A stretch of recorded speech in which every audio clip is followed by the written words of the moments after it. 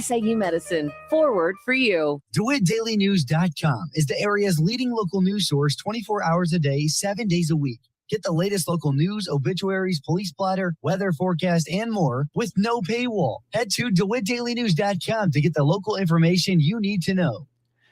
From the Hart Media Group newsroom and DeWittDailyNews.com, I'm Ben Hubbard with this expanded morning newscast.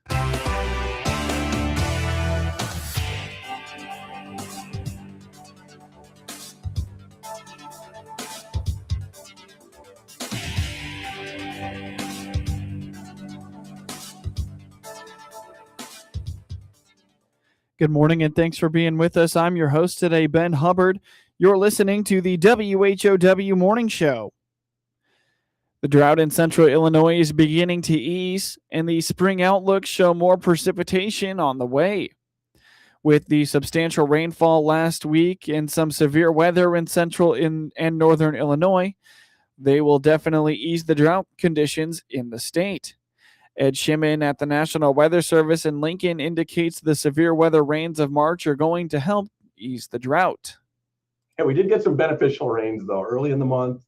And then again, a couple other times near the 11th and then again on the 15th. So we're actually above normal precip for the month. We're above normal by almost 2.5 inches. So not too bad, but, you know, it's taking a bite out of the drought, but not completely getting rid of it, as you can imagine.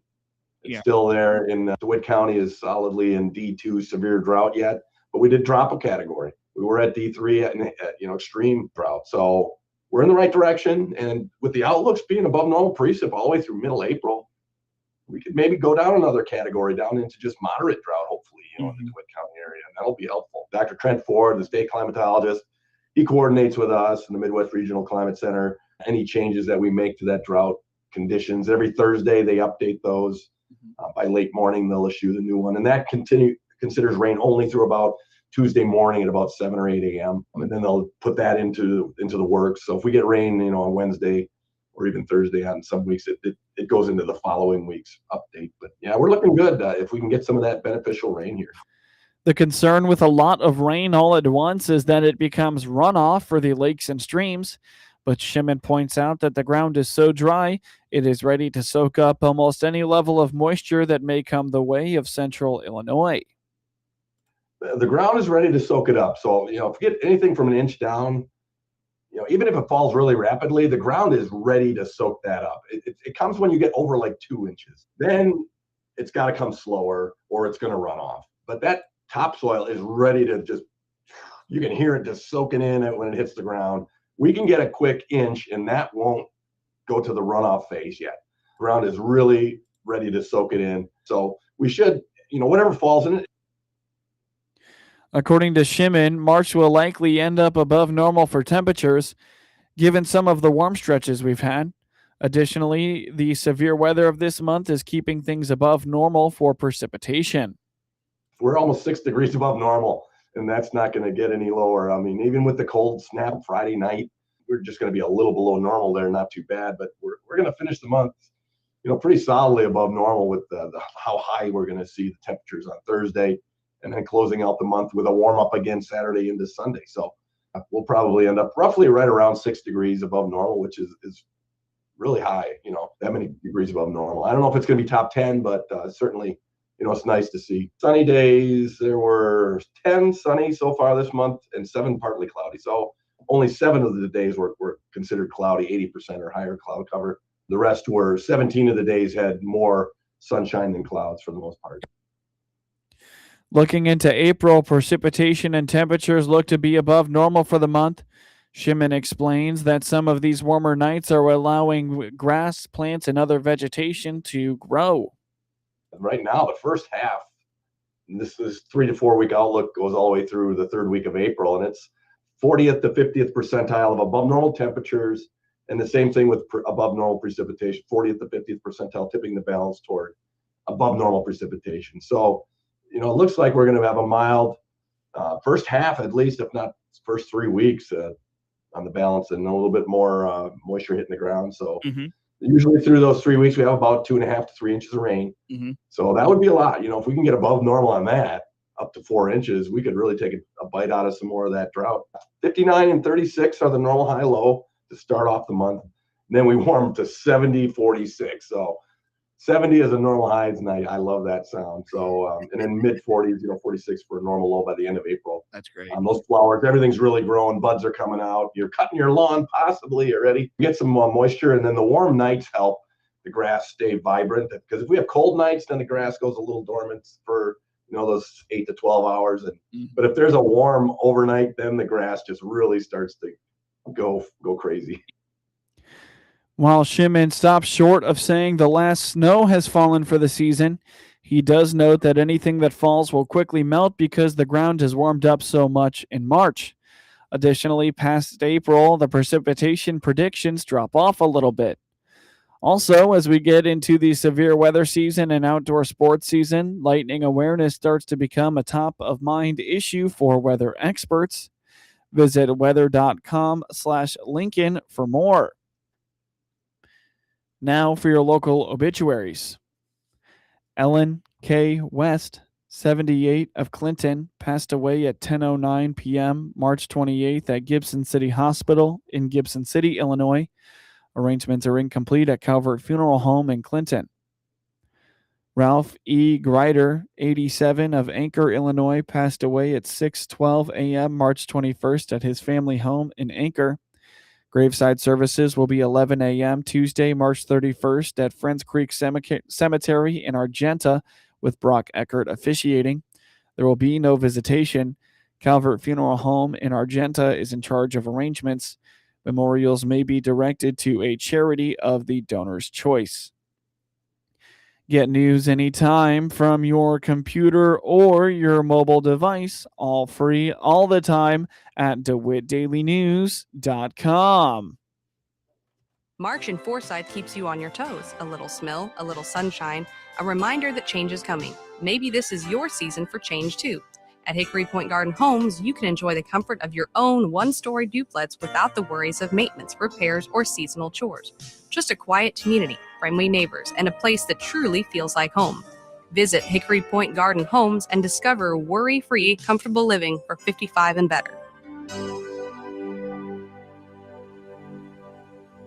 From the Hart Media Group Sports Desk, IL Sports Wire, and DeWittDailyNews.com, I'm Ben Hubbard with this local sports report.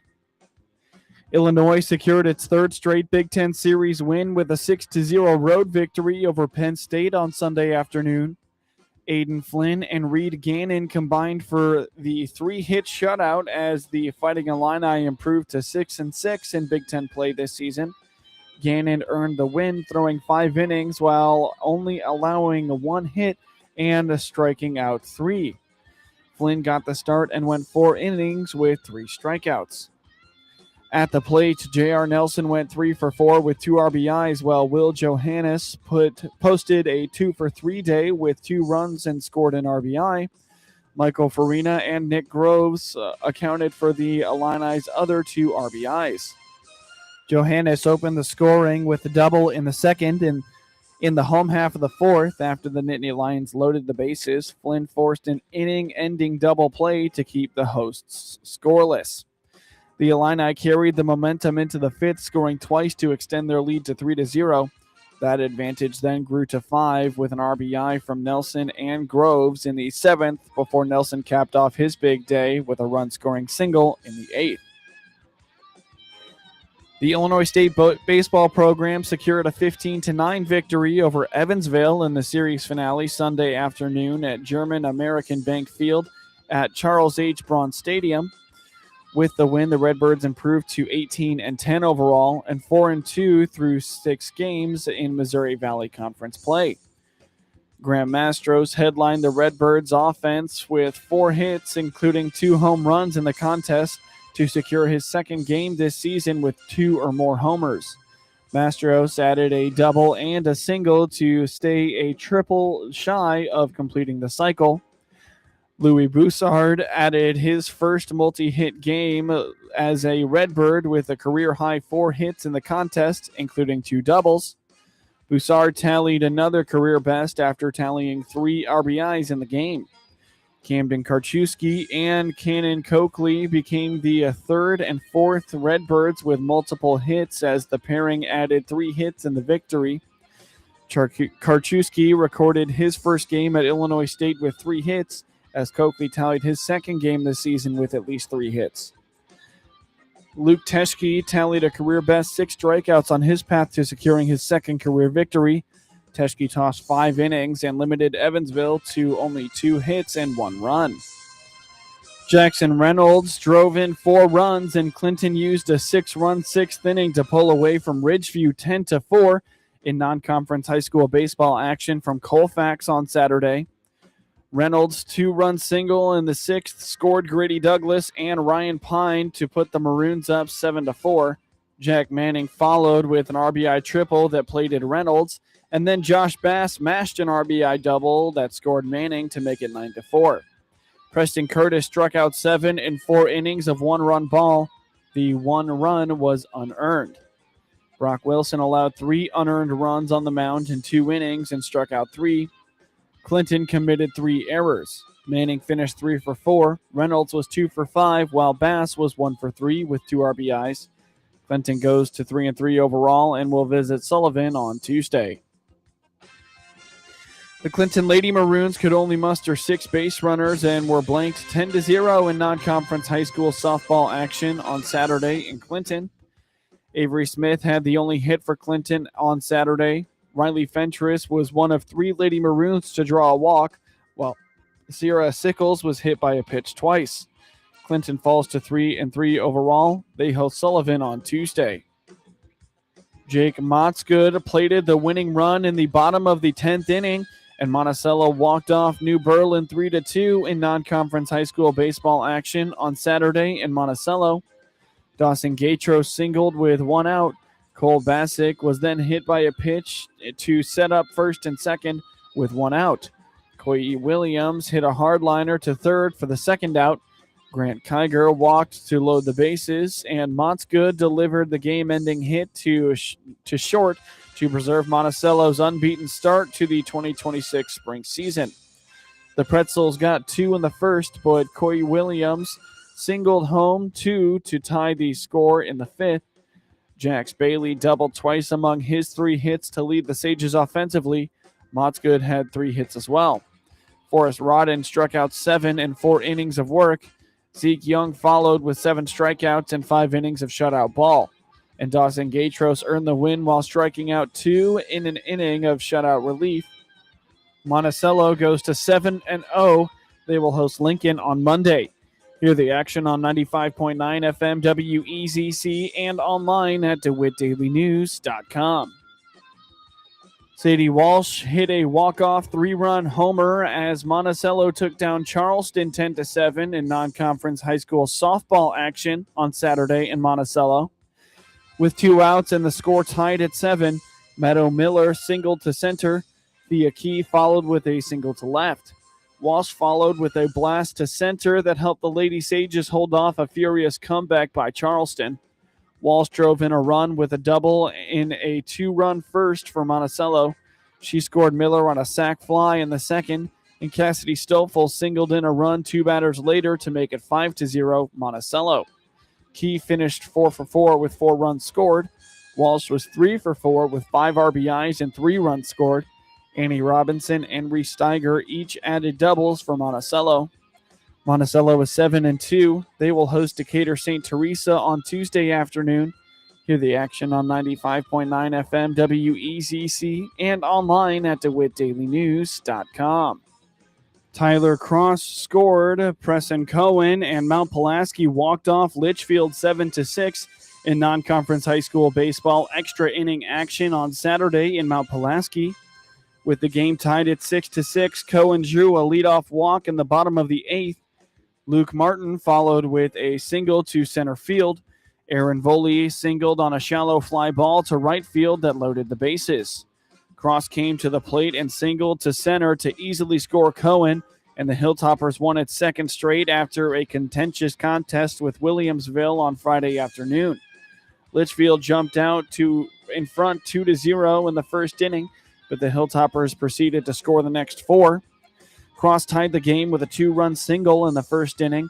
Mount Pulaski added 2 more in the second to go up 4-2. Litchfield went back in front with 2 more in the second inning, but Jalen Jackson plated a 2 with a single to right center field in the third inning to tie the game back up at 4. Litchfield answered with a big run in the top of the fourth inning to go 5-4. A Luke Martin single to right center in the bottom of the fourth gave Mount Pulaski a 6-5 lead. Litchfield would tie the game in the top of the seventh to force extra innings and set up the Mount Pulaski walk-off in the extra frame. Martin was 3 for 4 with 2 RBIs to lead the Hilltoppers. Voley was 2 for 3 with a double, while Cross was 2 for 3 with 2 RBIs. Mount Pulaski is 2-2 overall. They will host Illini Central Hart M on Tuesday. A 3-run third inning helped back a complete game effort by Carson Komnick as Lincoln took down Eureka 3-2 in the opener of what would be a Saturday doubleheader sweep for the Rail Splitters and Lincoln. Owen Comstock cleared the bases with a double in the third inning that gave Lincoln a 3-2 lead. Komnick took over from there. He went the distance, allowing 2 runs on 6 hits with a walk and 4 strikeouts. In the second game, Lincoln took advantage of 3 Dragons errors and an erratic pitching to double up Eureka 6-3. Cooper Kohler put Lincoln up 1-0 with a run-scoring double in the second inning, and a wild pitch scored the second run of the frame for a 2-0 Rail Splitters lead. After Eureka got on the board in the fourth, a Komnick single would score 2 to extend the Lincoln lead to 4-1. Grady Rutledge struck out 7 and 5 1/3 innings of 3-run ball for Lincoln in the second game. The Rail Splitters used just 3 arms in 2 games as Tate Owl finished out the win with an 1 2/3 innings of 1-hit relief with a strikeout.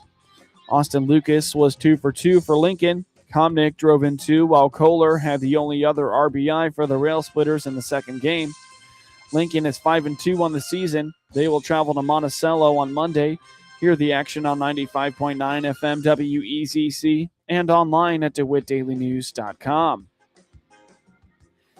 Ace Giles and Caden Blanc drove in 3 runs apiece, and Maroa-Forsyth exploded late for a 12-2 run rule win over Paxton-Buckley-Loda in non-conference high school baseball action on Saturday in Paxton. The Trojans trailed 2-0 going into the fourth, but back-to-back 6-run frames ended the game in 5 innings. Maroa-Forsyth didn't have an extra base hit for the game. Giles was 2 for 3 with 3 runs batted in, while Blanc was 3 for 3 with 3 RBIs. Grady Rose added 2 RBIs for the Trojans. Blanc struck out 7 innings of struck-out relief. Maroa-Forsyth goes to 4-1 overall. They host Lamont on Monday at 11 a.m. Freshman Keaton Wagler scored 25 points, and Illinois ended Iowa Hawkeyes' underdog March Madness run by dominating in the front court, beating the Hawkeyes 71-59 on Saturday to end a Final Four drought that dated to 2005. This will be the 6th trip to the Final Four for Illinois, which has never won a national title. The Illini will face UConn next weekend in Indianapolis.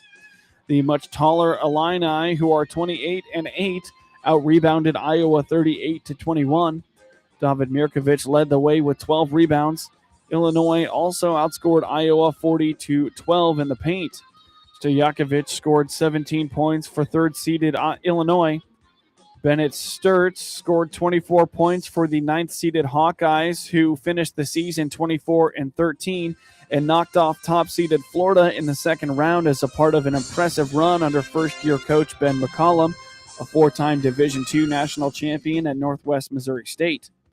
The Illini went on an 8-0 run with 4 points from Tomislav Ivasic to take a 58-51 lead with less than 5 minutes remaining.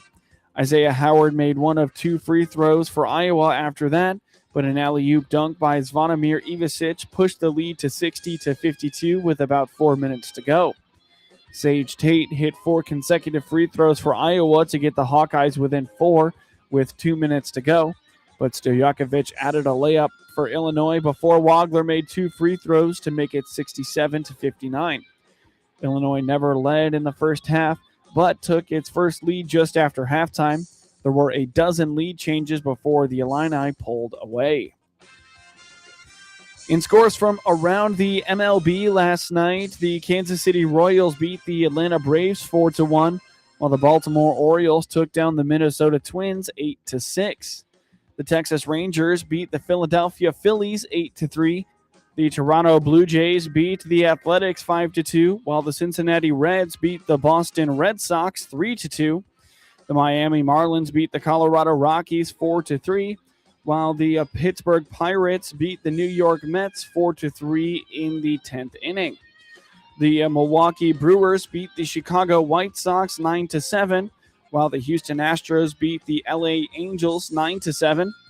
The Tampa Bay Rays beat the St. Louis Cardinals 11-7, while the Washington Nationals beat the Chicago Cubs 6-3, and the Seattle Mariners shut out the Cleveland Guardians 8-0. In NCAA men's basketball action from Sunday in the Elite Eight, number 1 Michigan beat 6-seeded Tennessee 95-62. While 2-seed UConn beat 1-seed Duke 73-72. In scores from around the NBA, the LA Clippers beat the Milwaukee Bucks 127-113, while the Indiana Pacers took down the Miami Heat 135-118. The Boston Celtics beat the Charlotte Hornets 114-99, while the Toronto Raptors routed the Orlando Magic 139-87. The Brooklyn Nets beat the Sacramento Kings 116-99, and the Portland Trail Blazers beat the Washington Wizards 123-88.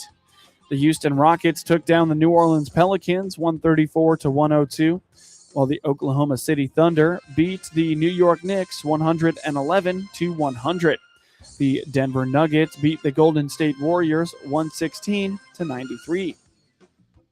In the NHL last night, the New York Rangers beat the Florida Panthers 3-1, while the Boston Bruins beat the Columbus Blue Jackets 4-3 in a shootout victory. The Montreal Canadiens took down the Carolina Hurricanes 3-1, while the Tampa Bay Lightning beat the Nashville Predators 3-2. The New Jersey Devils beat the Chicago Blackhawks 5-3, and the Philadelphia Flyers took down the Dallas Stars 2-1 in overtime. Get highlights of your local high school program by finding IL SportsWire on your preferred social media platforms, and get local sports anytime at DeWittDailyNews.com. Hey, it's Shane from Highway 51 Exchange, your mower and equipment service pros just south of Clinton. Click our banner ad on DeWittDailyNews.com or give us a call to schedule your free pickup and delivery today. Highway 51 Exchange. March in Forsyth keeps you on your toes. Snow one day, sunshine the next. Maybe it's your season for a change. At Hickory Point Garden Homes, enjoy one-story duplex living with no maintenance and no worries. To learn more, click our icon at DeWittDailyNews.com. Hey everyone, Paul Skowron here, CEO of Warner Hospital. Spring in Central Illinois is beautiful.